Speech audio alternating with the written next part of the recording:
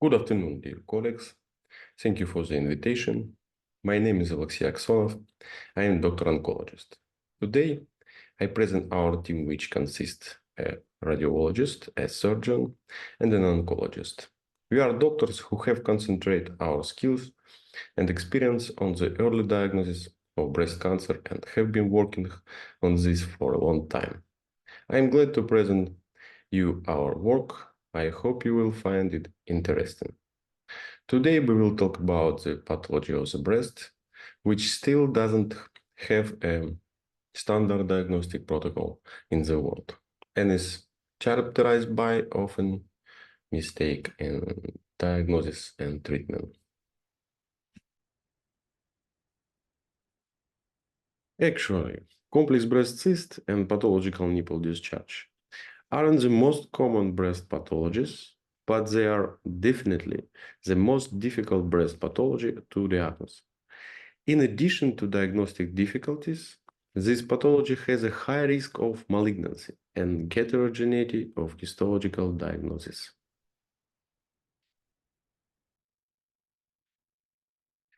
So, many borderline histological diagnoses and a high risk of cancer in patients with complex breast cyst and pathological nipple discharge push us to resolve the issue of obtaining adequate biopsy material and the diagnostic stage, which will make it possible to develop personalized treatment or an individual diagnostic follow-up plan.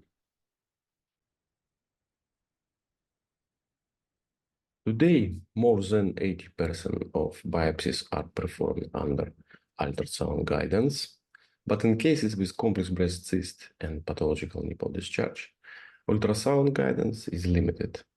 For example, fine needle biopsy is the most common type of ultrasound-guided biopsy, but it is not able to determine the extent of invasion of the biological and genetic type of the tumor. This type of biopsy is not recommended for use in patients with complex breast cyst and pathological nipple discharge.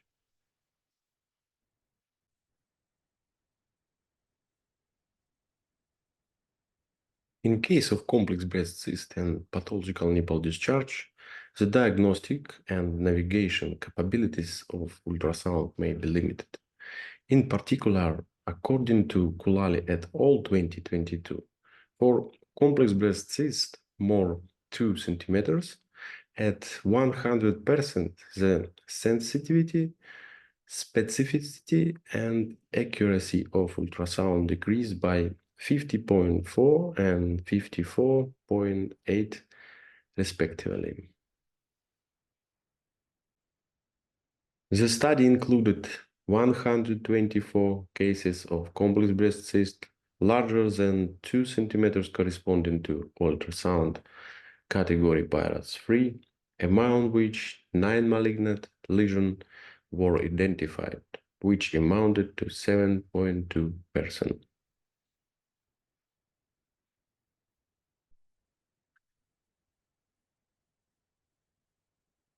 The decrease in the navigational potential of ultrasound is most noticeable in situations with atypical complex breast cyst echosemiotics, when the evaluation of echo patterns according to Bayer's criteria becomes uncertain, as, for example, in category 3, Pistoles et al. 2019.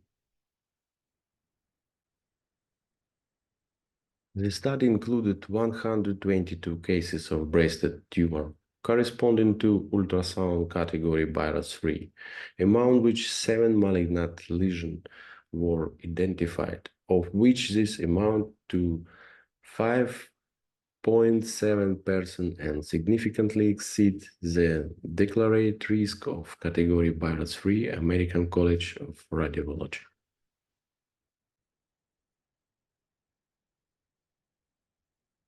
A more significant obstacle is the sudden loss of ultrasound visualization of intracystic neoplasia after fine needle aspiration of the liquid component. This is indeed a common problem with small intracystic tumor.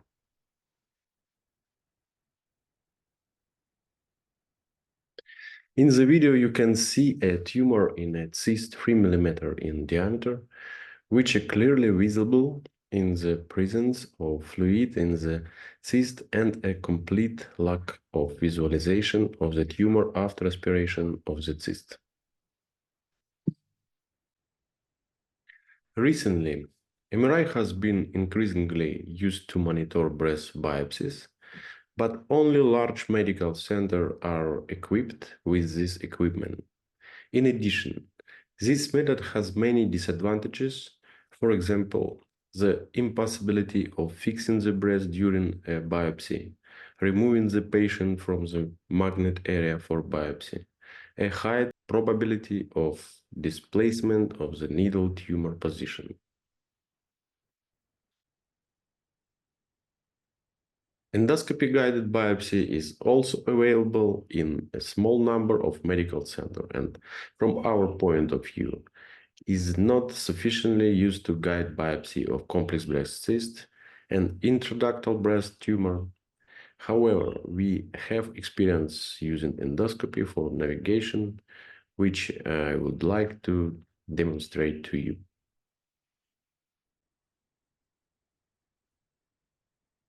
We use Karl Stoss endoscopic equipment and special forceps and biopsy basket, as well as modern laser technology.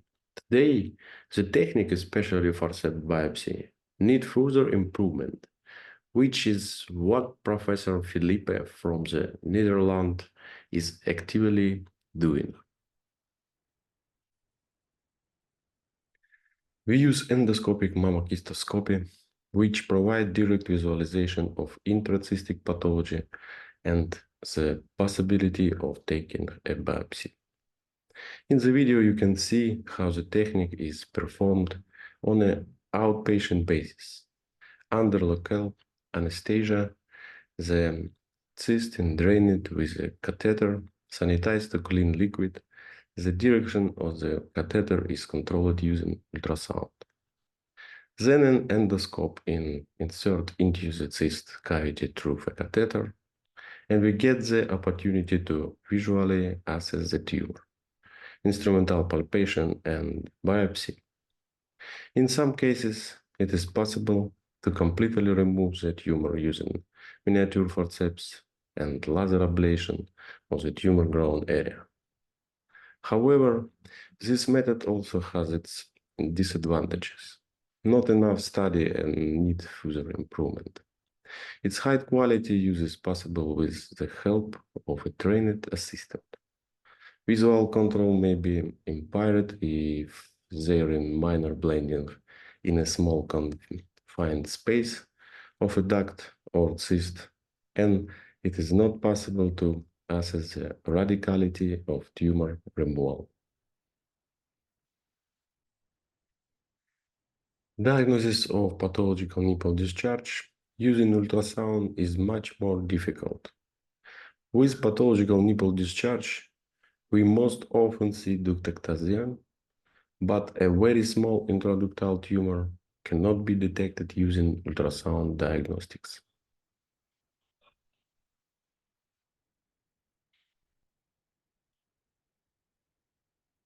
In cases with pathological nipple discharge, ultrasound-guided biopsy is possible in a small number, approximately 20% of patients, due to the difficulty of milk duct scanning around nipple and the small size of intraductal neoplasia.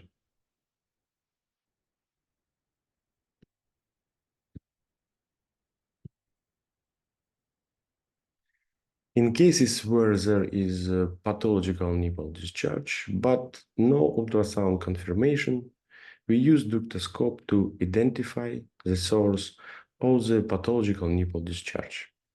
We have been using ductoscopy for more than 10 years and its capabilities in the diagnosis, preoperative localization, and treatment of intraductal pathologies are significant.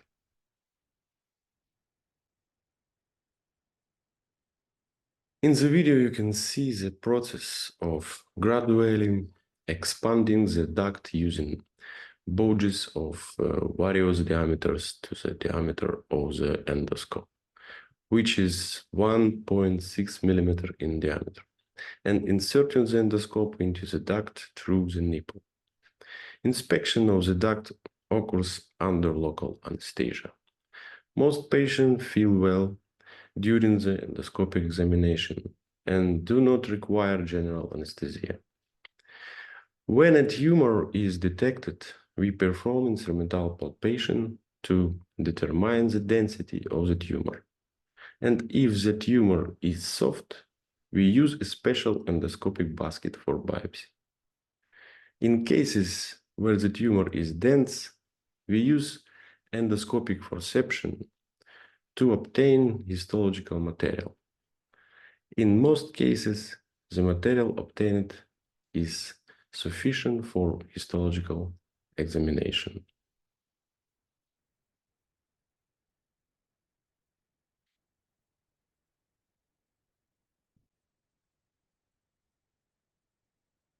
Our work, optimization of diagnosis of surgical treatment of intraductal tumor on the breast 2090, confirms high rates of accuracy and sensitivity, but the low specificity rate for ductoscopy is associated with the distant location of the intraductal tumor more than 3 centimeters from the nipple, and the tumor not failing within the limits of breast resection, which leads to 35–40% of cases of false negative result.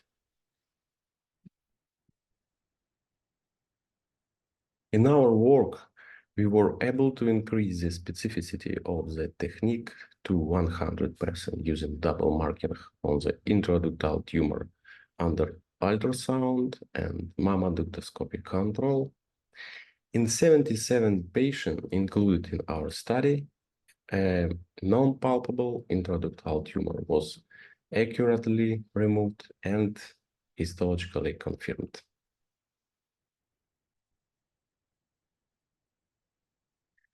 Our attention was drawn to pneumocystography and ductography as method for additional diagnosis of complex breast cyst and pathological nipple discharge. We set ourselves the goal of studying the possibilities of stereotactic biopsy under the control of pneumocystography and ductography in patients with complex breast cyst and pathological nipple discharge.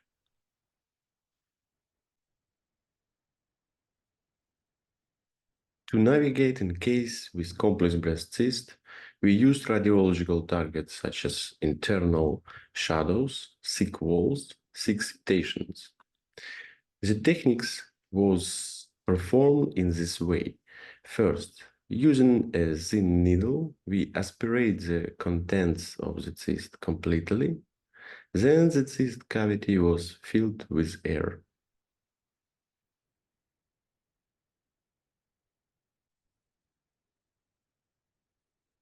After filling the cyst with air, the volume of air introduced corresponded to the volume of fluid removed.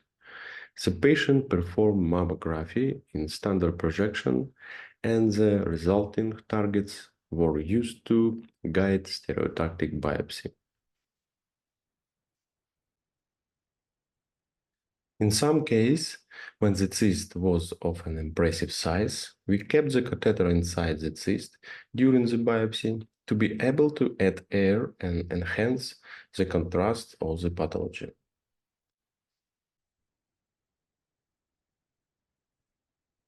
For a complex breast cyst, the accuracy of ultrasound and pneumocystography didn't differ significantly. 64.3 and 58.9% respectively. In total, we performed 9 biopsies under the control of pneumocystography. All intracystic neoplasm were benign.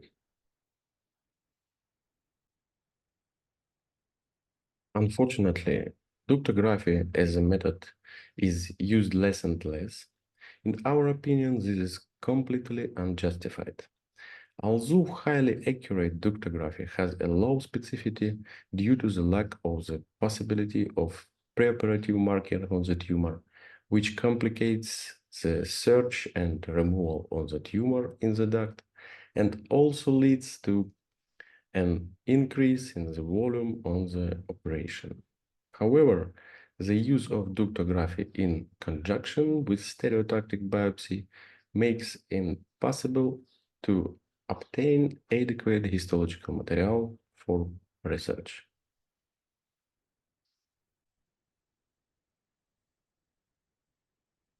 To navigate in case with pathological nipple discharge, we used radiographic targets such as filling defects and amputation lines.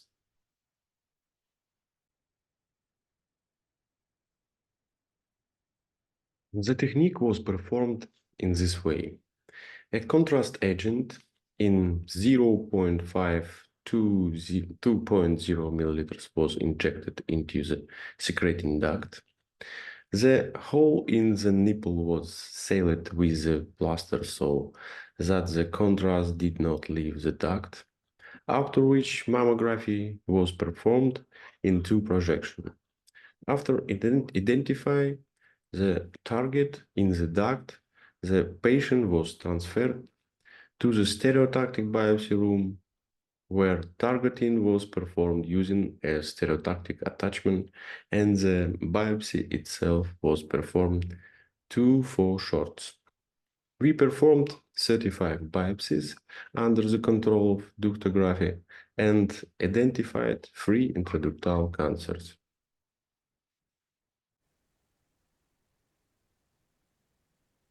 The first experience with pneumocystography and ductographic-guided stereotactic core needle biopsy shows that it is a technically simple procedure that doesn't require complex equipment and can be performed in an outpatient setting.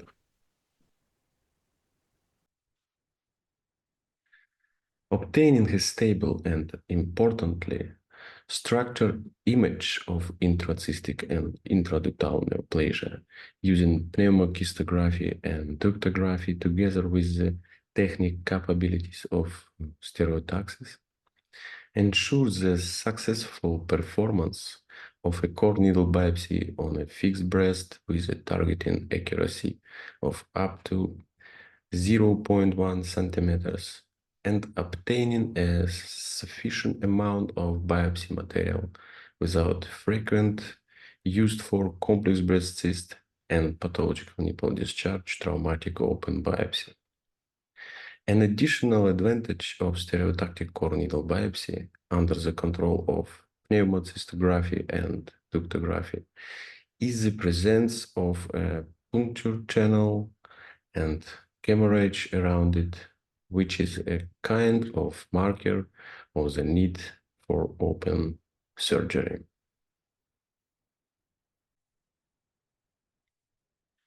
On the other hand, the absence of oncologically suspicion images avoid unnecessary surgery in 73.2% of patients with complex breast cyst and in 20.4% with pathological nipple discharge.